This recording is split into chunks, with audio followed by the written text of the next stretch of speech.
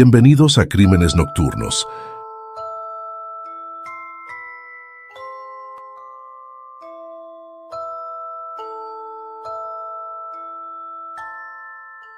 En el año 1972, el apellido Steiner comenzó a circular en todos los noticieros de California, cuando la familia se vio envuelta en una tragedia que conmocionó a todo el país. A plena luz del día, Steven Steiner, un niño de apenas 7 años, fue secuestrado mientras caminaba hacia su casa en la ciudad de Merced. El caso desató una búsqueda masiva. Voluntarios, helicópteros, carteles por todas partes y una comunidad entera que se negaba a perder la esperanza. Sin embargo, los días se convirtieron en semanas, las semanas en meses. Y poco a poco, aquella esperanza comenzó a desvanecerse. Durante 7 largos años, Steven estuvo cautivo a manos de Kenneth Parnell, un depredador que lo mantuvo aislado del mundo, manipulándolo para hacerle creer que su familia ya no lo quería. Aún así, Steven nunca perdió del todo su espíritu ni su deseo de libertad. Y ese coraje sería clave años más tarde. Cuando cumplió 14 años, el secuestrador cometió un error que lo cambiaría todo. Llevó a casa a otro niño, Timothy White, de solo 5 años, con la intención de repetir su crimen. Steven, que ya entendía el horror que se avecinaba, decidió que no permitiría que ese pequeño viviera el mismo infierno. Una noche, aprovechó una oportunidad y escapó con Timothy. Ambos caminaron sin rumbo durante horas, hasta llegar a la ciudad de Ukiah, donde finalmente encontraron una comisaría de policía. Exhaustos, sucios, pero libres. Gracias a Steven, Timothy fue devuelto sano y salvo a su familia. Kenneth Parnell fue arrestado poco después, y el nombre de Steven Steiner se convirtió en sinónimo de valentía y esperanza. El país lo reconoció como un héroe. Incluso se hicieron libros y una miniserie basada en su historia. Pero la vida, a veces, no tiene finales felices. En 1989, Steven perdió la vida en un accidente de motocicleta, dejando atrás a su esposa y a sus 2 hijos. Tenía solo 24 años. El caso de la familia Steiner quedó grabado en la memoria colectiva como una historia de dolor, supervivencia y tragedia. Sin embargo, con el paso del tiempo, nadie imaginaba que el apellido Steiner volvería a sonar en los noticieros. Esta vez, por una razón aún más oscura. 19 años después, el hermano mayor de Steven, Cary Steiner, haría que aquella familia volviera a ser noticia. Pero ahora, por motivos escalofriantes. El Parque Nacional Yosemite, en California, es conocido por su belleza imponente, montañas majestuosas, cascadas infinitas y una naturaleza tan vasta que parece infinita. Es uno de los destinos más visitados de Estados Unidos, un lugar ideal para perderse o para desaparecer. En febrero de 1999, 3 mujeres llegaron al área de El Portal, una de las zonas turísticas más concurridas del parque. Se trataba de Carol Sund, de 42 años, su hija Julie, de 15, y la mejor amiga de la chica, Silvina Peloso, una joven argentina de 16 años que se encontraba en Estados Unidos como estudiante de intercambio. Carol quería mostrarle a Silvina las maravillas del país. La joven ya había visitado lugares como Disneyland y la Bahía de San Francisco, y Yosemite era su siguiente parada soñada. Al llegar, alquilaron un Pontiac Grand Prix, rojo modelo 1999, y se hospedaron en un pequeño hotel, donde compartieron una sola habitación. Durante el día, 15 de febrero, disfrutaron del paisaje, tomaron fotografías y exploraron senderos. Al caer la noche, regresaron al hotel con planes de descansar y ver algunas películas. Todo parecía normal. A la mañana siguiente, el personal del hotel no notó nada fuera de lo común. Las 3 mujeres habían dejado las llaves en la recepción y su habitación estaba en orden. Pero cuando Jim Sand, esposo de Carol, llegó al aeropuerto esperando encontrarse con ellas, no había rastro de su familia. El reloj avanzaba y la preocupación crecía. Carol no respondía a las llamadas y el auto alquilado no había sido devuelto. Jim reportó la desaparición de inmediato. Comenzó entonces una búsqueda a gran escala. Las autoridades y voluntarios peinaron cada rincón de Yosemite. Durante semanas, helicópteros sobrevolaron la zona y los senderos fueron recorridos una y otra vez, pero no había señales de Carol, Julie ni Silvina. Las primeras teorías apuntaban a que tal vez se habían extraviado en la montaña, pero esa hipótesis se desplomó cuando, 4 semanas después, ocurrió algo inquietante. En una calle de Modesto, California, a más de 100 kilómetros del parque, apareció la cartera de Carol Sund, tirada al costado del camino. Fue entonces cuando el caso dio un giro decisivo. El FBI tomó el control de la investigación. Tras la desaparición de Carol, Julie y Silvina, el caso comenzó a captar la atención nacional. Durante los primeros días, los investigadores mantuvieron una postura prudente. En un comunicado a la prensa, el agente del FBI, Nick Rossi, declaró: «Por ahora, no hemos encontrado evidencia concluyente que nos permita determinar si estamos frente a un trágico accidente o ante un acto criminal». Sus palabras parecían buscar calma entre la población.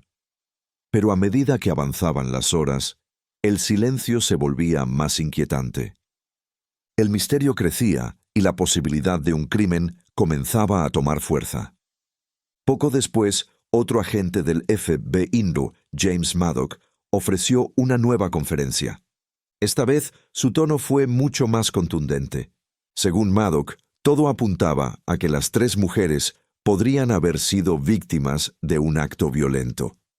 Era la primera vez que las autoridades reconocían públicamente la posibilidad de que detrás de esta desaparición hubiera un asesino. El FBI desplegó agentes en distintas zonas del estado, incluyendo los suburbios de Modesto, donde se había encontrado la cartera de Carole. Revisaron rutas, interrogaron a conductores y vecinos, pero nadie parecía haber visto nada. En cuestión de días, el caso ya acumulaba más de 1000 pistas, aunque ninguna resultaba verdaderamente útil. Cada llamada, cada testimonio, cada reporte terminaba en el mismo punto muerto. Mientras tanto, la comunidad de Modesto se unió en una muestra de esperanza y solidaridad. Se organizaron marchas, vigilias con velas y cadenas de oración por el regreso de Carol, Julie y Silvina. El propio esposo de Carol, Jim Sand, ofreció una recompensa de entre $250,000 y $300,000 para cualquier persona que aportara información verídica sobre el paradero de su familia. La historia era portada en todos los noticieros y diarios del país. Los familiares de las desaparecidas aparecían constantemente frente a las cámaras, rogando por el regreso de sus seres queridos. Y en medio de toda esa angustia, la hija menor de Carol, Gina, de apenas 13 años, conmovió a toda la nación. Durante una entrevista televisiva, recitó un poema que ella misma había escrito. «En lo más profundo de mi corazón, sé algo que mi mente se niega a aceptar. Debo mantenerme fuerte, porque sé que eso es lo que tú querrías, mamá. Pero no quiero que me dejes, no quiero que te vayas». Aquellas palabras partieron el alma de millones de personas. Sin embargo, la esperanza pronto se transformó en horror. Poco después de la vigilia, un equipo de búsqueda encontró un automóvil completamente calcinado a un costado de la autopista 108, cerca de las montañas. Era el Pontiac Grand Prix rojo de 1999, el mismo que Carol había alquilado semanas antes del viaje. El vehículo estaba tan dañado por las llamas que apenas se podía reconocer el modelo. Cuando los agentes del FBI inspeccionaron la escena, descubrieron algo escalofriante. El fuego había sido intencionado, claramente provocado para eliminar cualquier evidencia. Pero al abrir el maletero, los investigadores se enfrentaron a una imagen que jamás olvidarían. Allí, entre restos carbonizados, encontraron los cuerpos de Carol Sund y Silvina Peloso. Ambas ya se encontraban en avanzado estado de descomposición. La tragedia aún no terminaba. Unos días después, el cuerpo de Julie Sund fue hallado cerca del lago Don Pedro, en el condado de Tuolumne. La joven había sido asesinada de manera brutal, confirmando que lo ocurrido en Yosemite no había sido un accidente. Era un crimen atroz. Ante la gravedad de los hechos, el FBI conformó un grupo especial de investigación dedicado exclusivamente al caso. Analizaron bases de datos, revisaron expedientes de criminales violentos y entrevistaron a decenas de sospechosos. Entre las primeras líneas de investigación se encontraba una lista con delincuentes sexuales registrados que vivían en la región. En ese momento, tanto el FBI como la policía local contaban con una amplia experiencia en casos de homicidios y agresiones violentas. Pero este crimen tenía un elemento distinto: la precisión. El asesino sabía exactamente cómo moverse por la zona. Los investigadores estaban convencidos de que conocía las montañas y los caminos rurales de Yosemite con total familiaridad.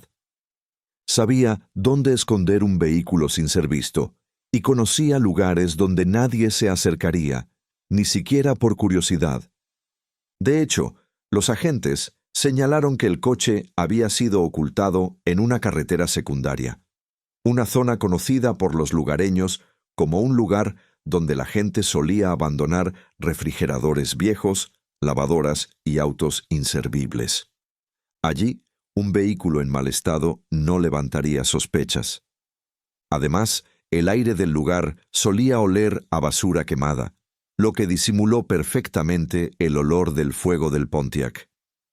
A medida que los días pasaban, el miedo se apoderó de los residentes locales. El diario Newsweek publicó un artículo señalando que muchos habitantes comenzaban a susurrar sobre la posibilidad de que un asesino viviera entre ellos. La paranoia se extendía. En las semanas siguientes, al menos 10 personas fueron detenidas como sospechosas. Todos debían comparecer ante un gran jurado en la ciudad de Fresno, California. Los nombres no fueron revelados de inmediato, pero se sabía que la mayoría eran exconvictos con edades entre 25 y 45 años. A finales de junio de 1999, los agentes del FBI estaban convencidos de que el responsable del triple homicidio en Yosemite ya se encontraba tras las rejas por algún delito menor. Esa hipótesis trajo un breve respiro a la investigación, pero también generó confusión.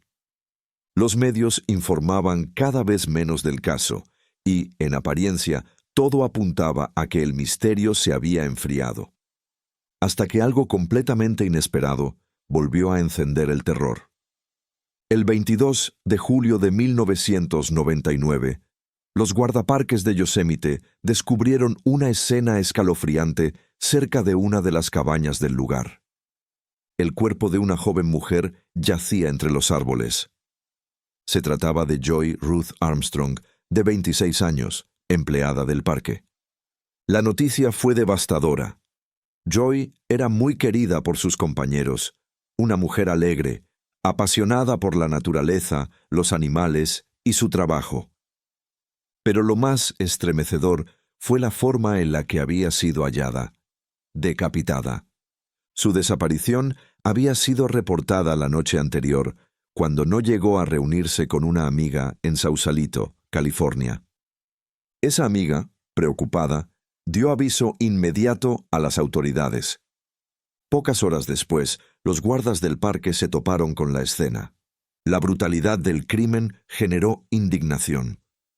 la prensa y la opinión pública criticaron duramente al FBI, acusando a la agencia de haber fallado al no prevenir la tragedia, especialmente porque muchos sospechaban que el asesinato de Joa estaba conectado con el triple homicidio sin resolver de Carol, Julie y Silvina. El agente James Maddock, portavoz de la investigación, respondió a las críticas afirmando que el FBI había empleado todos los recursos disponibles para resolver el caso, pero que aún no existían pruebas sólidas que vincularan ambos hechos.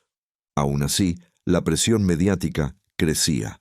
Los periódicos llenaron sus portadas con la historia de Joa, describiéndola como una joven entusiasta, llena de vida, que amaba cada rincón del Parque Yosemite. El director del parque, Mike Lee, declaró que su recuerdo siempre estaría lleno de luz, alegría y amor por la naturaleza. En un correo electrónico encontrado más tarde entre sus pertenencias, Joy había escrito a una amiga algo que hoy resulta escalofriante. A veces los bosques parecen tener secretos que uno no debería descubrir. 2 días después del hallazgo del cuerpo, el FBI anunció un avance importante. Había un sospechoso. Su nombre, Cary Stayner, de 37 años. Stayner ya había sido interrogado previamente durante la investigación del triple homicidio, pero en aquel entonces no existía evidencia que lo incriminara directamente. Aún así, los agentes nunca lo habían descartado del todo. Nuevos análisis de la escena del crimen de Joe revelaron huellas de neumáticos y marcas de botas que coincidían con el vehículo y el calzado de Stayner. Además, varios testigos afirmaron haber visto un camión azul International Scout de 1972 estacionado junto a la cabaña donde Joy se hospedaba. Ese vehículo pertenecía a él. Cuando los agentes John Bowles y Jeff Rinnick del FBI lo encontraron, la escena era peculiar. Cary se hallaba desnudo, fumando marihuana junto a un arroyo en las afueras del parque. Fue arrestado de inmediato. En ese momento, trabajaba como mecánico y encargado de mantenimiento en el hotel Cedar Lodge, el mismo lugar donde Carol Sand, su hija Julie y Silvina Peloso se habían hospedado antes de morir. Aquella coincidencia resultó imposible de ignorar.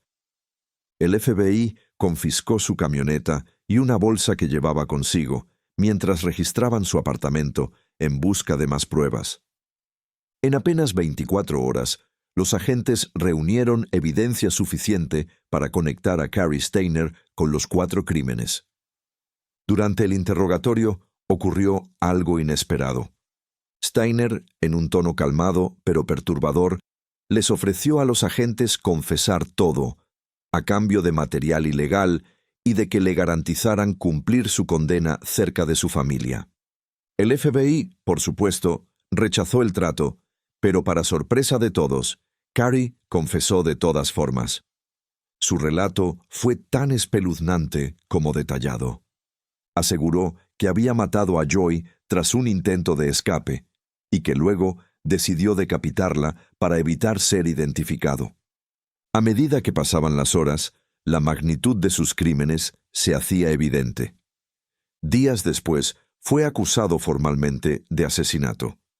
Mientras esperaba su juicio, Stayner concedió una entrevista televisiva al canal QNTV, donde respondió con una frialdad que paralizó a los espectadores.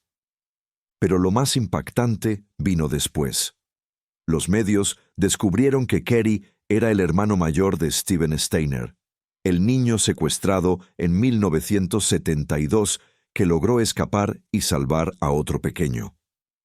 De pronto, el país entero hablaba del hermano del niño héroe convertido en asesino. El contraste era tan impactante que parecía sacado de una película. Sin embargo, el propio Cary explicó su motivación con palabras aterradoras. «He pasado los últimos 30 años fantaseando con matar a una mujer». Confesó que estranguló a Carol Sund y a Silvina Peloso y que un día después llevó a Julie Sund hasta el lago Don Pedro, donde la degolló. Dijo también que sabía que habría escapado del triple homicidio, pero al conocer a Joa, sintió un impulso irrefrenable de volver a matar. Ojalá hubiera podido detenerme. Lamento que sus seres queridos estuvieran donde estaban, cuando estaban. Pero no pude controlarme. Pese a la confesión, muchos de sus conocidos no podían creerlo. Decían que Cary era amable, tranquilo y amante de la naturaleza. Disfrutaba tomar el sol, hacer senderismo y practicar nudismo en la colonia Laguna del Sol, en el condado de Sacramento. Nada en su apariencia sugería la oscuridad que ocultaba. Su padre, Delbert Steiner, declaró que su hijo probablemente quedó marcado de por vida por el secuestro de su hermano Stephen. A lo largo de su existencia, Cary había sido un hombre común, con trabajos humildes y sin antecedentes graves. Sin embargo, para algunos investigadores, resultaba difícil creer que un solo hombre hubiese logrado secuestrar y asesinar a 3 mujeres en un mismo acto. Pero las pruebas demostraron lo contrario. Steiner las amenazó con un arma, y fue así como logró someterlas. El juicio se programó para agosto de 1999, y la historia de los hermanos Steiner volvió a los titulares en todo el mundo. El primer proceso se llevó a cabo en un tribunal federal por el asesinato de Joy Ruth Armstrong. Steiner se declaró culpable de homicidio premeditado para evitar la pena de muerte y también fue hallado culpable de secuestro con resultado de muerte e intento de agresión sexual. Durante la audiencia, rompió en llanto y dijo: «Ojalá pudiera volver atrás, pero no puedo. Ojalá pudiera explicar por qué lo hice, pero ni yo mismo lo sé. Lo siento. No hay una razón, no tiene sentido». Las palabras conmovieron a Leslie Armstrong, la madre de la víctima, quien lloró desconsoladamente en la sala. El juez lo condenó a cadena perpetua sin posibilidad de libertad condicional. Leslie, en una entrevista posterior, aseguró creer que el arrepentimiento del asesino era genuino. Más adelante se celebró un segundo juicio estatal en el condado de Santa Clara, California, por el triple asesinato de Carol, Julie y Silvina.